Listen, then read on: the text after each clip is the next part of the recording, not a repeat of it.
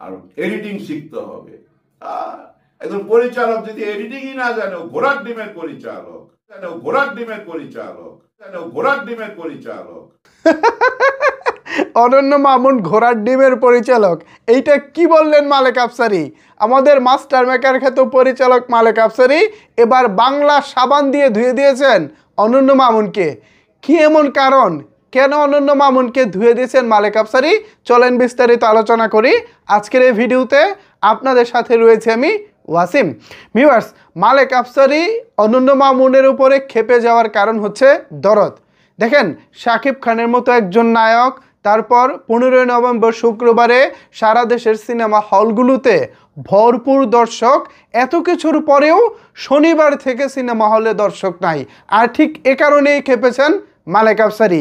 তিনি নিজেও ছবিটা দেখেছেন এবং কি কি কারণে দর্শকরা ছবিটা গ্রহণ করে নাই, ঠিক কি কি কারণে ছবিটা ছবির মতো হয় নাই, এই সব বিষয়ে মালেক আফসারী আজকে তার একটি ভিডিওতে কথা বলেছেন।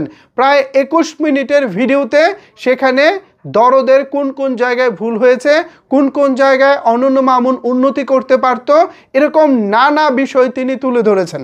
আমার খুব ভালো লেগেছে ভিডিওটা।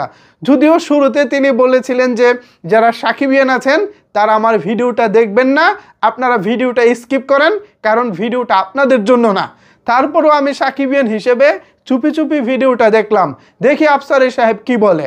সেখানে দেখলাম দরদের গল্পের অসঙ্গতি নিয়ে তিনি কথা বলেছেন, এডিটিং নিয়ে তিনি কথা বলেছেন, ক্যামেরা ভালো হয়নি এ বিষয়ে তিনি কথা বলেছেন, এবং সর্বোপরি ভালোভাবে গল্প না বলতে পারার যে ব্যর্থতা, এই ব্যর্থতার জন্য তিনি অনন্য মামুনকে দায়ী করেছেন।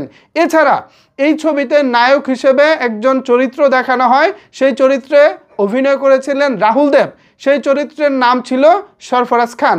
সেই নায়ক সরফরাজ ঠিক কী কারণে দুলু মিয়ার হাতে খুন হন, এ বিষয়টি কিন্তু আসলে আমাদের কাছে পরিষ্কার নয়।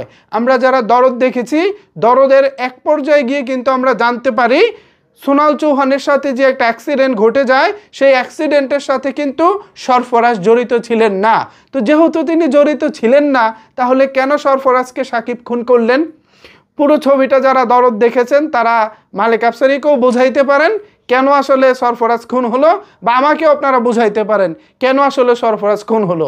সরফরাজ তো সোনাল চৌহানকে বলতেছিল যে আমরা পর্দায় অভিনয় করি, আমরা আপনাদের খুশির জন্য অভিনয় করি, আপনি আপনার হাজব্যান্ডের সাথে ভালো ব্যবহার করবেন, নানা বিষয়ে কিন্তু সোনাল চৌহানকে সরফরাজ পজিটিভ কথাই বলতেছিল। আমরা এমনকি সোনাল চৌহানের সাথে যে অ্যাক্সিডেন্ট ঘটে যাচ্ছিল সেখানেও সরফরাজ বাধা দিতে যাচ্ছিলেন। তো আসলেই তো দেখলাম সরফরাজ একজন ভালো মানুষ, কেন তাকে খুন করা হলো? এছাড়া ক্যামেরা ওয়ার্ক, আমরা যে লং শটগুলো চাচ্ছিলাম সিনেমার ক্ষেত্রে, যে লং শটগুলো আমরা দেখি, ওয়াইড অ্যাঙ্গেলে যে শটগুলো দেখি, সেই শটগুলো আমরা পরিপূর্ণভাবে পাই নাই দরদে। এরকম নানা অসঙ্গতি নিয়েই মূলত আজকে অনন্য মামুনকে একেবারে ধুয়ে দিয়েছেন মালেক আফসারী। আমার খুব ভালো লেগেছে ভিডিওটা। মামুনকে যে ধুয়ে দিয়েছে এজন্য না, আমার ভালো লেগেছে মাস্টার মেকার খ্যাত পরিচালক মালেক আফসারী, তিনি নানা অসঙ্গতি নিয়ে কথা বলেছেন, নানা টেকনিক্যাল বিষয় নিয়ে কথা বলেছেন। এমনকি এই যে ছবিটা ভালো চলছে না, শাকিব খানের মতো একজন তারকাকে নেওয়ার পরেও কেন ভালো চলছে না, এ বিষয় নিয়েও তিনি প্রশ্ন তুলেছেন। এত বড় একটা সুযোগ কিভাবে মামুন হাতছাড়া করলেন, এ বিষয়ে মূলত মালেক আফসারী প্রশ্ন তুলেছেন। তো ভিউয়ার্স, আজান দিচ্ছে আর আমি কথা বাড়ালাম না। এ বিষয়ে যদি আপনাদের কোনো কিছু বলার থাকে তাহলে নিচের কমেন্ট বক্সে জানাতে পারেন। ধন্যবাদ সবাইকে এতক্ষণ আমার সাথে থাকার জন্য।